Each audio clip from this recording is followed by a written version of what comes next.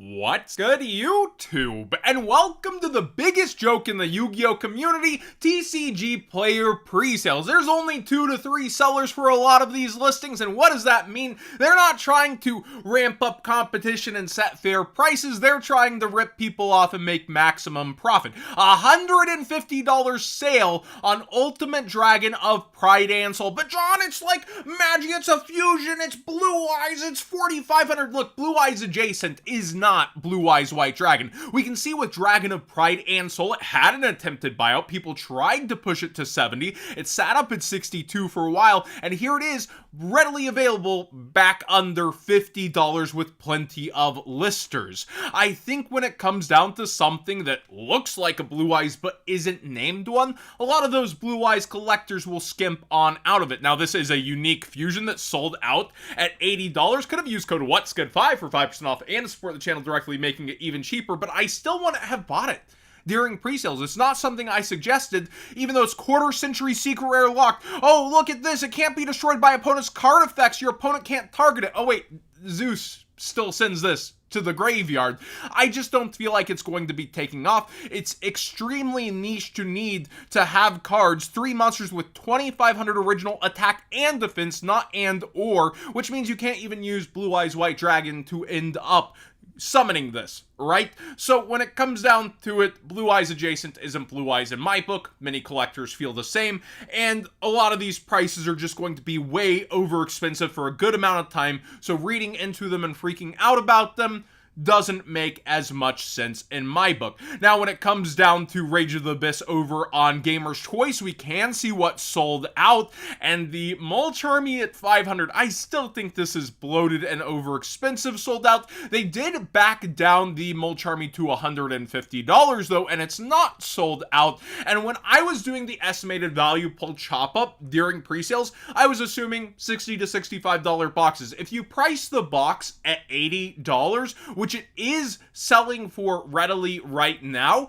then it makes a lot more sense to chop up the singles that way. And Tier 0 did tell me at the distro level, it seems to be sold out in the EU, at least to where they're trying to buy it. So this set is selling, understandably so, a lot of really good things in here. I think Dominus Impulse might be a little over expensive as well towards the top end, but a lot of people are hunting down Deception of the Sinful Spoils. They did price some things down too, like Heart of the Blue Eyes is actually now at $69, nice, cheaper than it was before, and I do think this will be a sought after collectible in some senses as a quarter century secret rare and an actual Blue Eyes collectible in that rarity. And a lot of people are waiting for it to be ultra rare, actually. Megatinge, please, in a whole year, because it would match the other Blue Eyes in their collection. So Blue Eyes collectors sometimes are actually the more patient people when it comes down to things.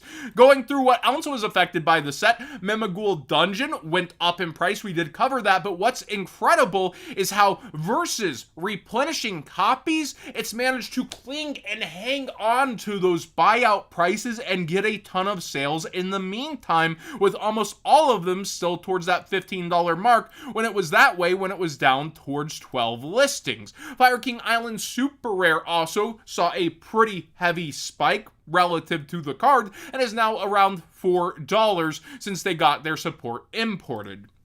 The 10s, since we were dropping in on them last week, have gone haywire. Blue Eyes White Dragon towards 30, as well as the Dark Magician Girl. Alternate art, they're fighting for that top spot of Nostalgia reprint.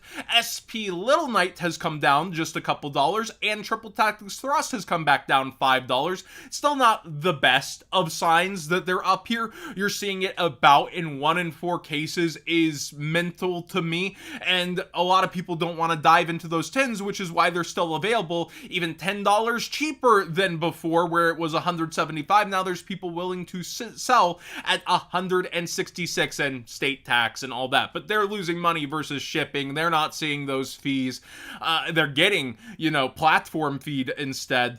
And looking through the rest of the set, it is settling in interesting places. Wanted Seeker of Sinful Spoils indeed has started to go up, and I said it probably would, especially if it's not reprinted in Bonanza and slurps value from Diabellstar. But Diabellstar's also going up because you gotta play Yu-Gi-Oh now, and maybe I want to be on this engine. A lot of people are indeed going to two events with that huge attendance at the YCS. We have Superstar Slayer Typhon also heading on up. Pretty much anything you'd want to see or play, or the nostalgia pools, are all actually finding their way up in price, it feels like.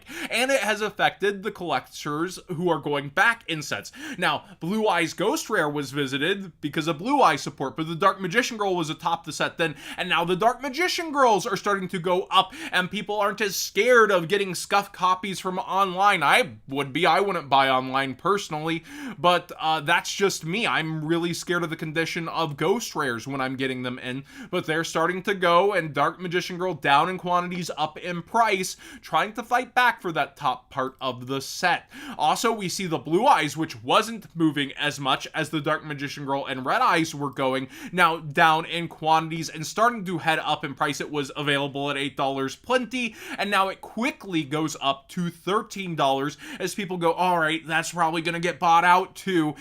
Remember, Dark Magician Girl, Red Eyes, Blue Eyes, they were actually the shortest printed in the 10s versus the other meta cards being half printed, which I think is actually how Konami probably should do products if they're going to short something. You can get another Dark Magician Girl, but here's a special art of it, and it's still going to be a relatively decent price even shorted. Well, that's in part due to the set just failing so bad also.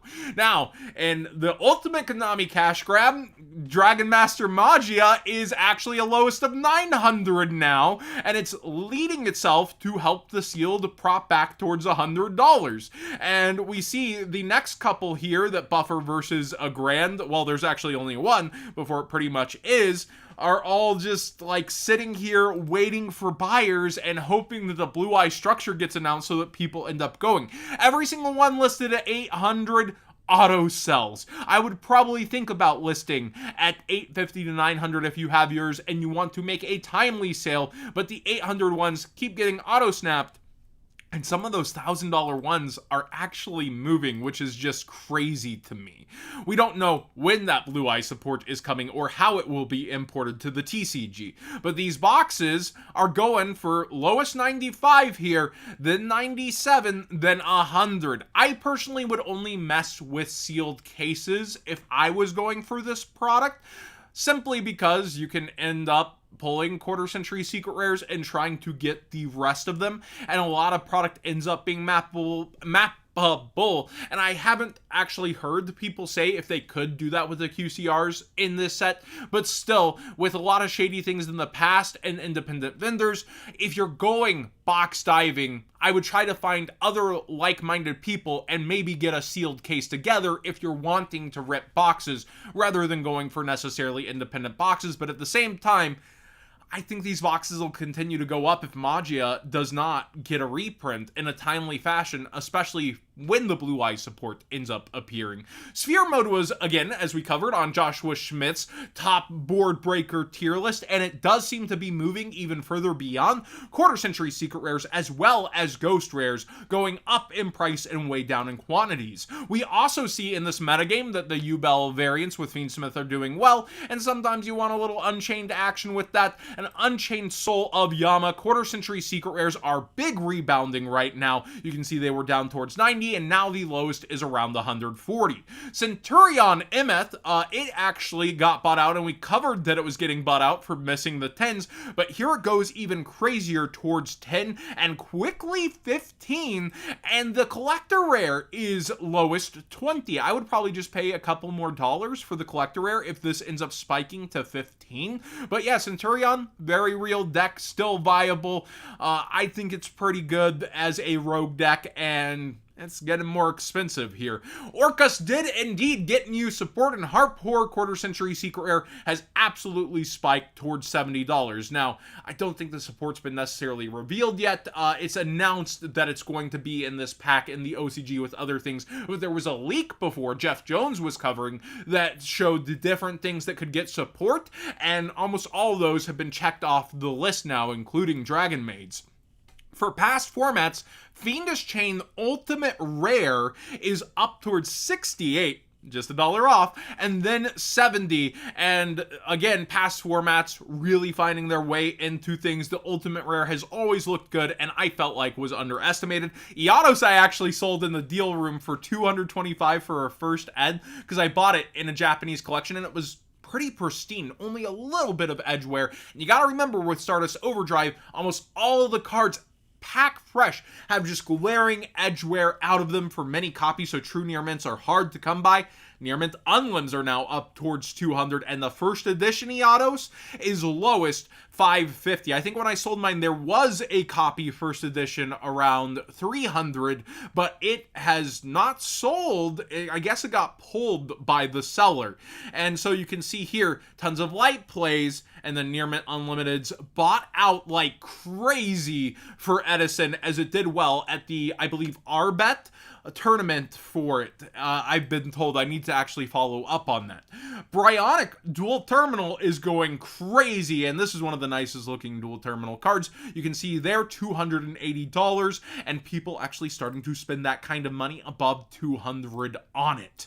And Star Eater, Ghost Rare, and Ultimate Rare are being eyed. The Ultimate Rare is what's currently going. A lot of people seeming to prefer those old school ultis over going for online Ghost, and first edition towards 35 is pretty wild. And then somebody just brought up, hey, I listed magical androids out of bulk and they sold. Yes, this card very much needs a reprint. Hopefully Konami is going to tie their head on straight and get to some much needed reprints in Bonanza, but it's not like this is a set seller, right? So how do you balance that with key reprints and still make a desirable set and not go towards Rarity Collection 2 and how it's fallen out, even though I think it's a respectable set?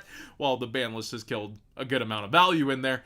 We'll have to wait and see. But cards like this, hopefully, you know, Astral Pack, Turbo Packs, we're now in the OTS pack era. They could re-wave it once again and give it, I mean, it's already super. Would you do Ultimate on this?